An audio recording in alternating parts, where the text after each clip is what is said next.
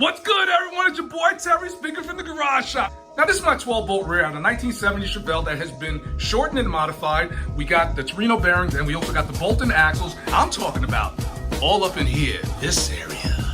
So for that, I gotta thank my good friends over at Yukon Gear and Axle for hooking a brother up like properly. Now, depending on what you're driving and how you're driving, you can choose the Zip Locker, the Grizzly, or the Duragrip.